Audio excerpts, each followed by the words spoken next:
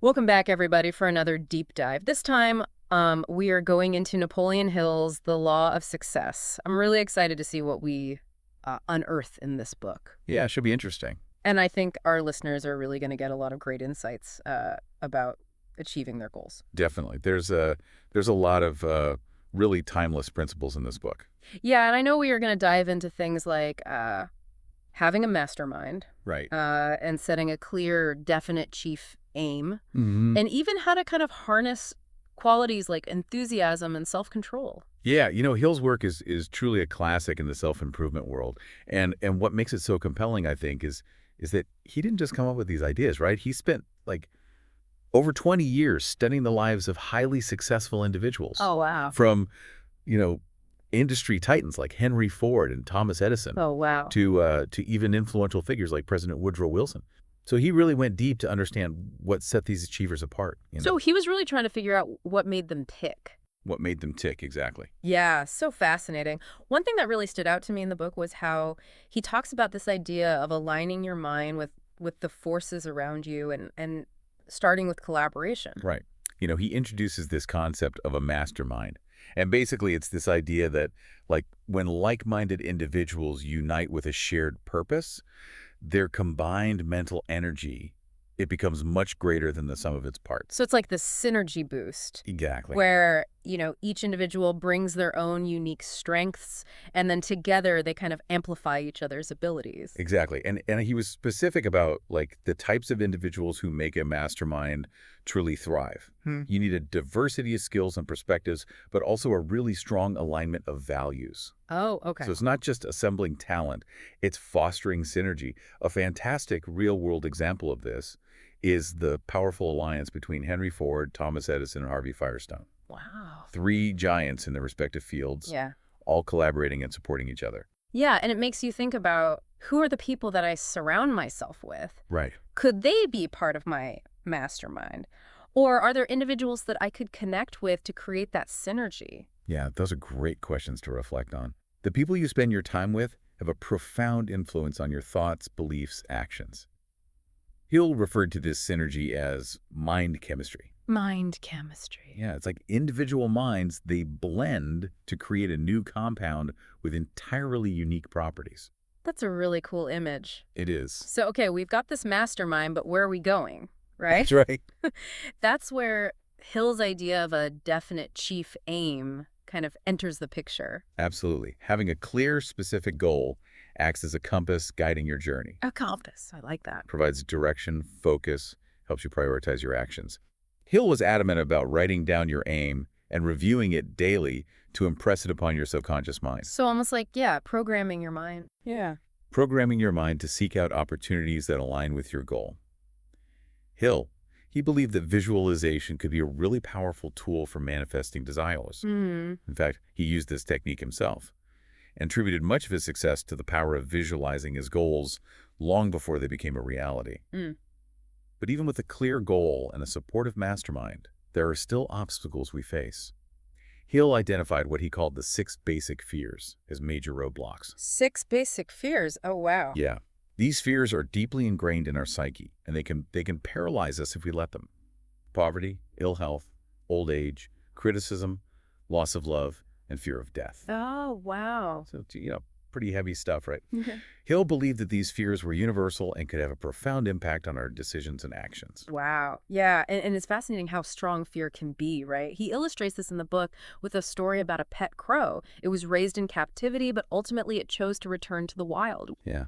That story really highlights how fear can override even our strongest attachments and drive us to seek out what feels familiar, even if it's not necessarily the best environment for us. Yeah, very interesting. So it makes you think, which of these 6 fears resonate most strongly with me? Yeah. How might they be limiting my progress without me even realizing it? That's a great question for all of us to consider. It is. It is. It's so easy to overlook those subtle ways that fear might be influencing our choices and holding us back from, taking risks or pursuing our true passion. Precisely. But Hill doesn't leave us hanging with these fears. He provides us with tools to combat them and cultivate the essential qualities needed for success. Okay, so like what? What kind of tools? Well, like building self-confidence, for example. Yeah. Hill was a strong advocate for the power of self-belief. Oh, okay. And for Hill, self-confidence, it wasn't about arrogance or ego. It was about having faith in your ability to learn, to grow, to overcome challenges. Mm-hmm. He believed self-confidence comes from believing in yourself, even if you don't have all the answers right now. He highlights this with two contrasting stories. One is about a wealthy young man who, despite his privilege, lost his fortune because he lacked self-reliance. Oh, wow. He'd always had things handed to him, so he never developed the confidence to navigate challenges on his own. Oh, wow. And then in contrast to that story is this ambitious young man who landed a major advertising account by confidently targeting a list of influential individuals. And because of his self-assurance, he convinced other people to believe in him too. Wow, his self-belief was contagious in a way. It was contagious. So it makes you wonder, have you ever underestimated your own abilities? Yeah. How can you cultivate more self-confidence in your own life? Yeah, those are such powerful questions. They are. Yeah, because it's so easy to get caught up in self-doubt.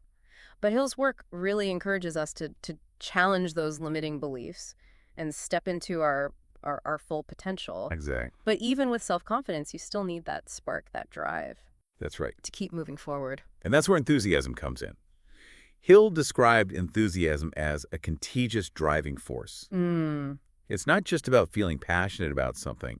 It's about allowing that passion to kind of radiate outwards and inspire others. Like that person who just lights up the room when they walk in. Yeah, You know, their energy is infectious. Their passion is almost tangible. exactly. And Hill provides some great contrasting examples to illustrate this principle. Okay. He tells this story about a disheartened Saturday Evening Post salesman who clearly was just going through the motions. Oh, yeah. And his lack of enthusiasm was evident. And not surprisingly, he wasn't successful. Oh, wow. Then there's the story about a really skillful magazine saleswoman who expertly used enthusiasm and tactful suggestion to close deals. She genuinely believed in what she was offering, and her passion really shone through in her interactions. And that made all the difference. Made all the difference. Her passion was contagious. It made people want to buy from her. So it leads to an important question. What are you truly passionate about? And how can you bring more of that enthusiasm to the things that you do? Such good questions. And, you know, tapping into our passions can be so empowering. It gives us that extra drive and energy. But I think it's also important to remember that enthusiasm needs to be balanced with self-control. Absolutely. Right. Self-control is about mastering your emotions, not suppressing them. It's about channeling your energy constructively, even in challenging situations. And, you know, Hill really believed in responding to negativity with kindness and understanding. He even tells a story about how he responded to an insult with a compliment, and in doing so, turned a potential enemy into a friend. It's self-control in action. Instead of letting his emotions dictate his response, he chose a path that led to a positive outcome. And it's also interesting how Hill connects seemingly small acts of self-control to significant ripple effects. He tells a story about a young man who helped a woman with her umbrella, and he was later rewarded with a lucrative sales opportunity because of his kindness. Wow, that's really interesting. It is. And you know, that story really underscores the power of making conscious choices. Even when our emotions are urging us to do something different, it's about recognizing that even small acts of kindness and self-control can have unexpected and positive consequences. Yeah, I like that. Yeah, it really does make you think about those small acts of kindness. It does. And what those can lead to and how important they really are. It reminds me of that saying, the man who masters himself shall soon master his world. Yes, precisely. And that mastery sets the stage for effective leadership, which Hill believed was closely linked to the mastermind. You know, while collaboration is key, he also emphasized the importance of individual initiative within that framework. So it's not just being a team player, but taking ownership. Exactly. Driving things forward. Exactly. True leadership, it's not about giving commands, right? It's about inspiring and empowering others to take action. And he tells a really inspiring story, actually, about a stenographer who took the initiative to arrive early and prepare for meetings. And that simple act ultimately earned her a promotion. And more importantly, I think greater job satisfaction. That's a great example of how, you know, taking initiative, Yeah. even in small ways, can create opportunities. Yeah. And there was another great story he shares about a man who successfully raised money for a bridge by taking initiative and reaching out to different stakeholders. Oh, wow. And it highlights how leadership isn't about waiting for instructions, but it's about seeing a need and taking the initiative to address it. Really being that proactive problem solver, Exactly. which can lead to amazing outcomes. It can. And speaking of identifying needs and finding solutions, that brings us to the power of imagination, which Hill was really passionate about. Hill saw imagination as much more than just daydreaming.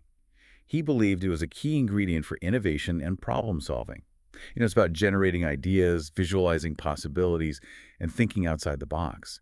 He tells this clever story about a man who successfully sold an unwanted dog, but simply reframing the situation in a positive light. That's a great story. It is. It really shows how a shift in perspective, fueled by imagination, can completely transform a situation. Totally. And he also shares this really captivating story about Dr. Harper, who secured funding for the University of Chicago by appealing to a wealthy donor's imagination and desire for a lasting legacy. Wow. It shows how imagination can be a powerful tool, not just for coming up with ideas, but for persuasion and influence. Absolutely. It's about painting that picture in someone's mind Right. that inspires them to act. Yeah. And all of these principles and qualities we've been discussing, the mastermind, the definite chief aim, self-confidence, enthusiasm, self-control, initiative, leadership, imagination, they all converge into one of Hill's most potent concepts. The law of increasing returns. The law of increasing returns. So the idea that the more you give, the more you receive. Going above and beyond, exceeding expectations, creating a ripple effect of abundance. Precisely. Hill believed that going the extra mile builds your reputation. It strengthens trust and opens doors to unexpected opportunities. He shares this really inspiring story about a young chauffeur who, through his dedication and willingness to go above and beyond, saved enough money to rescue his employer's failing business and ultimately became a partner. It's a powerful story about how dedication and exceeding expectations can lead to incredible outcomes. Yes, and Hill himself experienced this firsthand. He spoke about offering his services for free and then being unexpectedly rewarded with financial abundance. So shifting your mindset from a mindset of scarcity to a mindset of abundance. Exactly. From focusing on what we can get to what we can give. And that's really at the heart of Hill's message, that our potential is limitless. But it's up to us to cultivate the qualities and mindsets that unlock that potential. So as we kind of wrap up our deep dive into the law of success, what are some key takeaways that our listener can put into action? What really stood out to you? I think one of the most powerful takeaways is the importance of cultivating your mastermind. Surround yourself with individuals who inspire you, challenge you, and support your growth. And remember, it's not just about talent. It's about finding people who share your values, who can work together synergistically. Absolutely. And of course, we can't forget about setting that clear, definite chief aim, right? Right. It's about identifying your ultimate goal and letting that vision guide your actions. And Hill believed in the power of writing down your goals, reviewing them daily to impress them upon your subconscious. Absolutely. And it's equally important to recognize and confront those 6 basic fears that might be holding you back. Right. Identify which fears resonate most strongly with you and develop strategies to overcome them. Remember, fear often operates on a subconscious level, so bringing those fears to the surface is the first step in neutralizing their power. So important. It is. And while you're tackling those fears, remember to cultivate those essential qualities Hill emphasized. Right. Self-confidence, enthusiasm, and self-control. Absolutely. Each of these qualities plays a vital role in achieving success, both personally and professionally. Absolutely. And as you develop those qualities, remember Hill's law of increasing returns. Right? Look for opportunities to go above and beyond, to exceed expectations. You never know what doors might open or what unexpected rewards might come your way. It's true. And the law of success is a powerful reminder that we all possess the potential for greatness. It's about understanding the forces that shape our lives and harnessing those forces to achieve our dreams. Exactly. But it's also a journey, not a destination, right? It's about continuous growth. It's about learning, striving to become the best versions of ourselves. Exactly. And who knows, maybe someday someone will be studying your life. Right. Trying to unlock the secrets to your success. That's right. That's an incredibly inspiring thought to end on. It is. The power to shape your future truly lies within you. Now go out there and make it happen. Yeah, it really is inspiring. It's amazing to think about, the ripple effect our actions can create and how those ripples can ultimately shape our destiny. Hill's law of success really encourages us to take ownership of our potential and to actively shape our future. It's not just about Dreaming big, it's about understanding the practical principles and strategies that can turn those dreams into reality. Absolutely. Recognizing that success is not a matter of luck or circumstance. It's about consciously cultivating the qualities and the mindsets that empower us to achieve those goals. Mm. One of the things that I thought was really interesting was how much Hill emphasizes the power of thought. Like he really believed that our thoughts create our reality. Yeah, that's a fundamental principle that runs throughout his work. He was a firm believer in the power of the subconscious mind to shape our experiences and outcomes. Yeah. And, we see that when he talks about setting a definite chief aim, right? And how consistently focusing on our goals can influence our subconscious mind to work towards their manifestation. It's almost like programming our internal GPS Exactly. to guide us toward our desired destination. Exactly. And, he also emphasizes the importance of surrounding ourselves with positive influences and avoiding those negative thoughts and people. Yeah. He really believed that our thoughts are contagious and that by surrounding ourselves with negativity, we risk being infected by those negative vibrations. Yeah. Like the saying, you are the average of the 5 people you spend the most time with. It seems like Hill was really ahead of his time in understanding the power of our social environment and the impact it has on our mindset, on our behaviors. He understood that our social connections play a crucial role in shaping our beliefs, our attitudes. And he stressed the importance of consciously choosing to surround ourselves with individuals who inspire and uplift us, people who support our growth, who encourage us to reach our full potential. It really ties back into that concept of the mastermind, right? Absolutely. Surrounding ourselves with a supportive network of individuals who share our values and vision, and people who can challenge us to think differently and help us see possibilities we might not have considered on our own. Exactly. Creating that synergistic environment where everyone benefits from the collective wisdom, the collective energy of the group. And Hill really believed that a mastermind could amplify individual potential exponentially, leading to greater innovation and creativity and success for everyone involved. So powerful. Makes you want to go out and start building your own mastermind right away. It does. But beyond the social and mental aspects of success, Hill also emphasized the importance of taking action. It's not enough to just think positive thoughts, Right. surround ourselves with supportive people. We also need to translate those thoughts and intentions into concrete actions. Yes. Hill was a firm believer in the power of initiative. He believed that taking action, even if it's imperfect, even if it's incomplete, is far more effective than simply waiting for the perfect moment or the perfect plan. Action creates momentum, and momentum in turn leads to more opportunities and greater success. Like that saying, a journey of 1,000 miles begins with a single step. Hill understood that it's often the first step that's the hardest.